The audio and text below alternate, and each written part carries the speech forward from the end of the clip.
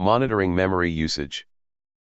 Understanding how Linux manages memory can actually be a somewhat complex topic, as understanding how much memory is truly free can be a small hurdle for newcomers to overcome.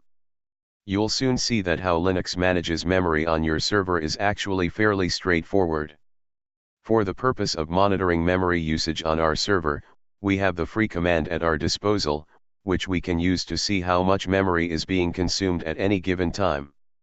My favorite variation of this command is freem, which shows the amount of memory in use in terms of megabytes. You can also use freeg to show the output in terms of gigabytes, but the output won't be precise enough on most servers. Giving the free command no option will result in the output being shown in terms of kilobytes. Output of the free command.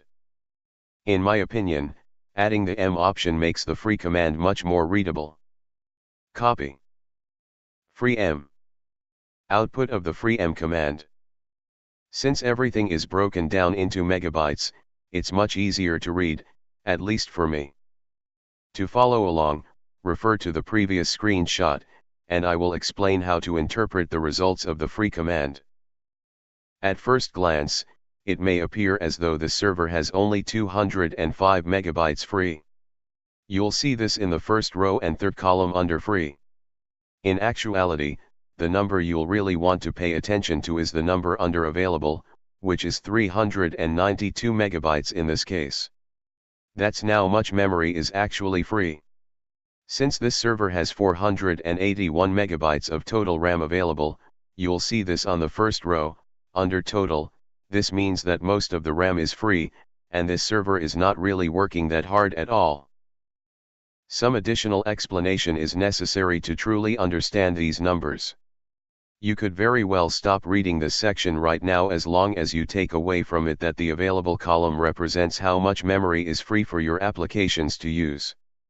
However, it's not quite that simple. Technically, when you look at the output, the server really does have 205 megabytes free. The amount of memory listed under available is legitimately being used by the system in the form of a cache but would be freed up in the event that any application needed to use it.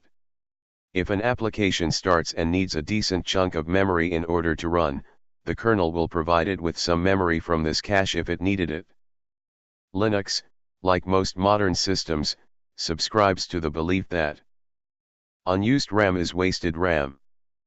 RAM that isn't being used by any process is given to what is known as a disk cache, which is utilized to make your server run more efficiently. When data needs to be written to a storage device, it's not directly written right away. Instead, this data is written to the disk cache, a portion of RAM that's set aside, and then synchronized to the storage device later in the background. The reason this makes your server more efficient is that this data being stored in RAM would be written to and retrieved faster than it would be from disk. Applications and services can synchronize data to the disk in the background without forcing you to wait for it. This cache also works for reading data, as when you first open a file, its contents are cached. The system will then retrieve it from RAM if you read the same file again, which is more efficient. If you just recently saved a new file and retrieve it right away, it's likely still in the cache and then retrieved from there, rather than from the disk directly. To understand all of these columns, I'll outline the meaning of each in the following table. Column. Meaning. Total. The total amount of RAM installed on the server. Used. Memory that is used, from any source. This is calculated as follows: total, free, buffers, cache. Free. Memory not being used by anything, cache or otherwise. Shared. Memory used by TMPFS. Buff/cache. The amount of memory being used by the buffers and cache. Available. Memory that is free for applications to use. How much swap is being used is something you should definitely keep an eye on. When memory starts to get full, the server will start to utilize the swap file that was created during installation. It's normal for a small portion of swap to be utilized even when the majority of the RAM is free. but if a decent chunk of swap is being used, it should be investigated. Perhaps a process is using a larger than normal amount of memory. You can actually control at which point your server will begin to utilize swap. How frequently a Linux server utilizes swap is referred to as its swap Pinus. By default, the swap Pinus value on a Linux server is typically set to 60. You can verify this with the following command. Copy cat/proc/sys/vm/swap Pinus. The higher the swap Pinus value, the more likely your server will utilize swap.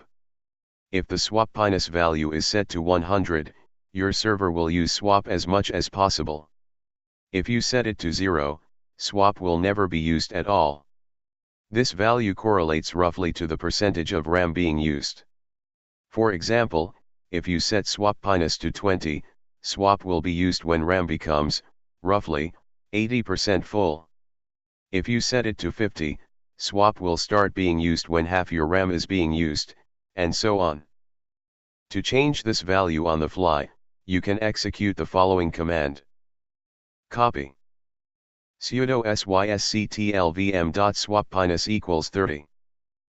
This method doesn't set swap Pinus permanently, however. When you execute that command, swap Pinus will immediately be set to the new value and your server will act accordingly. Once you reboot, though, the swap Pinus value will revert back to the default. To make the change permanent, open the following file with your text editor. Copy /etc/sysctl.conf. A line in that file corresponding to swap Pinus will typically not be included by default, but you can add it manually. To do so, add a line such as the following to the end of the file and save it. Copy vm.swappinus equals 30. Changing this value is one of many techniques within the realm of performance tuning.